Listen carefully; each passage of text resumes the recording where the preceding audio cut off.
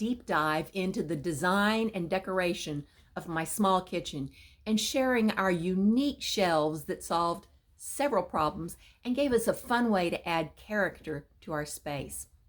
And at the end of the video, my husband will be sharing his terrific DIY shelf design. This was our old kitchen, a narrow, dated galley kitchen that served as the only pass-through to the majority of the main level. By relocating the kitchen to the old sunroom, adding a new doorway, and removing a couple of walls, we found the potential in our home without having to make an addition. When I say this is a small kitchen, I'm not exaggerating. We have 4 base cabinets, and that is counting the sink base, and 5 wall units. But the wall cabinets are sized to go to the top of an 8-foot ceiling. That gives me space to store all those kitchen items I use once or twice a year but don't think I can live without. And the cabinet above the refrigerator is deep and has vertical shelves on one half. In my experience, you save money and time by carefully planning your kitchen and having fewer cabinets, but all with higher end features. I measured my pots and pans, inventoried exactly what would be going into my kitchen, and planned how I would be using the spaces. If you're lucky enough to design your own kitchen, here are my strong recommendations. Number 1, solid plywood boxes, not particle board. Number 2, pull out shelves for bases. A base of nice, wider drawers rather than narrow ones. Ours is 24 inches. Number 4, the best Lazy Susan available for your corner base cabinet. I will include in the description below a link to what I have. Ball bearings, no post in the middle, and a lip on the edges so things don't fly off when you turn the Lazy Susan. And 5th, vertical shelving. I will never again struggle with baking sheets and muffin tins in the drawer under the stove or have to stack my large platters. The next thing that makes this small kitchen work is my tiny walk-in pantry. You can't walk in very far, but in addition to food storage and the trash, it houses a mini freezer and the microwave. I think my wonderful contractor actually enjoyed figuring out how to add little shelves in the bizarre recesses of this unconventional space. I'm not big on labeling everything, but I do find it helpful to identify which flour is rye and which is whole wheat. Our counters and farmhouse sink are soapstone, my big splurge, and I love them. However, most people would have a problem with them. The company where I purchased them warned me strongly that they chip and scratch easily, which is fine for me since I wanted the house to look like it had been here hundreds of years. If you like this look, before you make a final decision, consider black honed granite also, especially if you like things to be perfect. The paint on our cabinets is Annie Sloan chalk paint, a mix of half Versailles and half French linen, finished with clear wax. The green sagey color pulls out the streaks in the soapstone. My wall color is Blonde by Sherwin-Williams. If you think the color is too yellow or too dark, do know that colors on computer screens are very different from reality. White and gray walls are safer on electronic screens, and I'm convinced that's why they're so popular now. And the last part of my design is my open shelving. I had several challenges I had to deal with. Number 1, I was not willing to sacrifice the light from the windows. I needed more storage space, period, and it had to be sturdy. The view was not the best, the back corner of my neighbor's lot. I was not willing to blow my budget, and lastly, I wanted it to be attractive and add to the country feel I was going for. I did my research and came up with the idea of an industrial style shelf. I showed my sweet husband a picture of shelves built out of black pipe and told him I wanted something like that in front of my windows. This was the design he came up with. To me, the shelves have the feel of those racks French bakers use to store their bread. And because they're set back in the windows, the areas are more open. The style I'm aiming for is a French country cottage, still being practical and easy to care for. To forestall the dust issue that people complain about with open kitchen shelves, I've kept the shelves for items we use every day. All the dishes are white, a classic French country look. The glasses are clear and everything matches, helping lessen the cluttered feel. If there's extra space in the dishwasher when I'm ready to run it, I toss in any items on the shelf that could use a quick bath.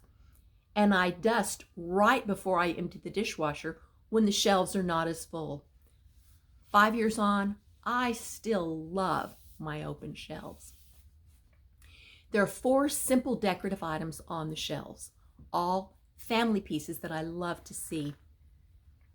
These were my great-grandmother's silverware. There's a faint C monogrammed on this old coffee pot. My great-grandmother's maiden name was Camp, and the date 1874 is stamped on the bottom. I suspect this belonged to my great-great-grandparents. It was just sitting in a cabinet in my mother's house. All I was told was it was a family piece. By using the deep windowsill to hold items, I have less on the counters. These were my great-grandmother's crystal cream and sugar. As you see more and more of my house, you will come to the correct conclusion that my mother never threw anything away. And I learned well.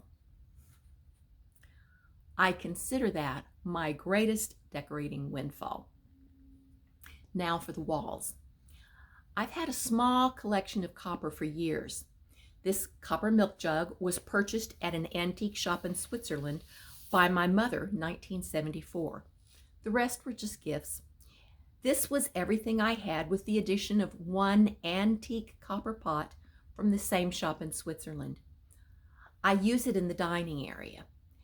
At the end of last summer, I decided my French country kitchen needed more copper.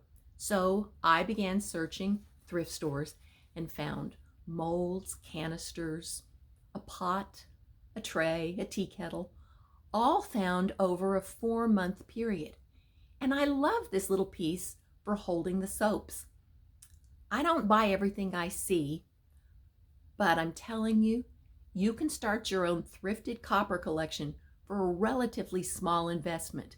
Between thrift stores and eBay, you can easily find anything you want for close to nothing. Also from Goodwill, a stand with plates found on a different day that remind me of Pierre Frey fabrics, a classic Provence look. There are treasures to be found at thrift stores. The last touches to my decor include more family pieces, like the front cover of my mother's Joy of Cooking, which has her doodles that she always made while talking on the phone. In a Goodwill frame, of course. A Siamese cat trivet, a spice rack, a Toll painted tray that were wedding gifts when my parents married in 1949 and were always in my mother's kitchen. The antique crocks and maple breadboard were left over from when we decorated with country back in the 1980s. I like that the black mixer and toaster almost disappear on the black counters. The magnetic knife holder came from IKEA, and I finish up with live plants and my favorite cup towels from Home Goods. If you stuck around to see Ted's shelf design, here it is. Here is how we planned and constructed the open, sturdy industrial shelving.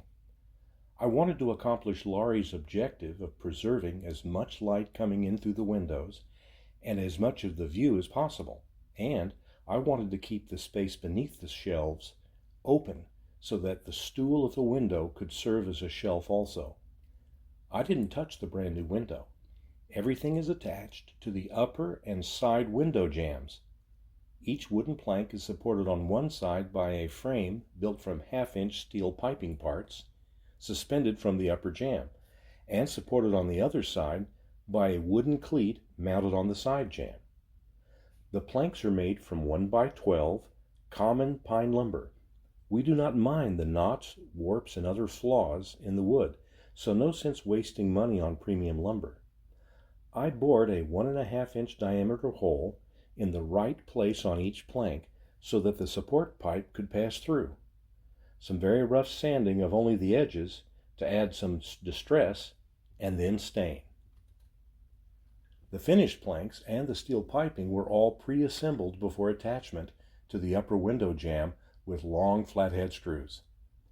For each stack of 2 shelves, we used 1 floor flange, 2 caps, 2 T-joints, and 4 individually pre-threaded nipples of appropriate lengths. The lengths were determined by the width of the shelving, the spacing between the 2 shelves, and how low we wanted the shelves to be suspended. Notice how we aligned the lower shelf with the window grid behind so that we block as little light and view as possible. The other side of each shelf is supported by a cleat that we cut from the leftover 1x12 board. Once the pipe and plank assembly was mounted onto the upper jamb, we aligned each shelf with its supporting cleat using a level and attached the cleat using flathead wood screws. We drove 2 more wood screws with finish washers into the top of each shelf to attach it firmly to the cleat to keep the shelves from rocking if we were to load the front of a shelf more heavily than the back. They are sturdy.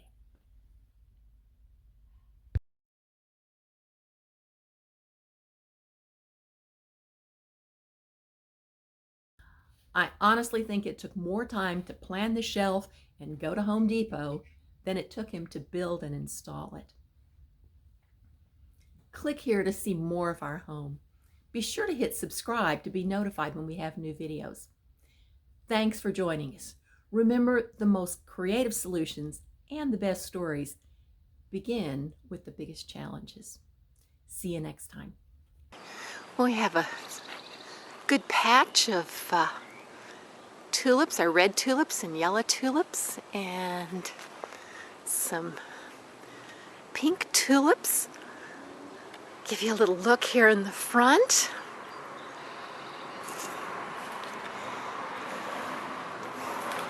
Cute little pink tulips with a yellow center. Azalea in full bloom. The dogwood is just fabulous right now. Pretty pink color. Love this dogwood. And it goes to town before the purple one does, but this year it's the purple one. And he looks better and he has more blooms and stronger fragrance. So this year it's purple. Oh, and you can see the neighbor's azaleas. And the little speckled leaf, that was our pulmonaria, the lungwort. And his flowers, still has a little bit of flower left on the side there. And the golden knee, that's blooming. And underneath, this is the May apple. And underneath, let's see if I can show you where the flower, that's going to be our flower. It's not open yet, but that's where he's coming. And a few more violets. And I love the combination of leaves here with the acanthus and the May apple and the vinca. It's really pretty. And this is always a pretty shot every year with the bleeding heart and the yellow tulips and the little snowflake flowers. Just a pretty, pretty combination, again, with all different types of leaves. There's the feverfew leaf that's coming, and the yellow from the golden knee. So a lot of pretty colors coming through here. Now, these are azalea bushes back here, but these are always, this one right here underneath the bay window is always the very last azalea to bloom. He's white and he'll come along. And little vinca flowers, and that's the tail end, very tail end of the primrose. I think they're being kind of crowded out. Maybe I need to clear some things out, but I do love the vinca. This is the type of lilac that blooms in the spring and then once again in the late summer. So that's nice. And here's some more ajuga blooming down here, and the very beginnings of the lily of the valley. I wish you could smell that. It's wonderful and just barely beginning. And here are the Spanish bluebells. I've got them all over the yard and they're just beginning to poke out, and they'll have a really pretty show. The Solomon seal. 2 weeks ago, nothing. Last week they were popping up, and as soon as they're out of the ground, more than like 10 inches, suddenly they have flowers. They don't even wait. They just immediately make flowers, which is such fun. Epimedium. Definitely cut it back completely and it'll send out these beautiful leaves. I love the little red tinged edge of the leaf, and then the cute little yellow flower.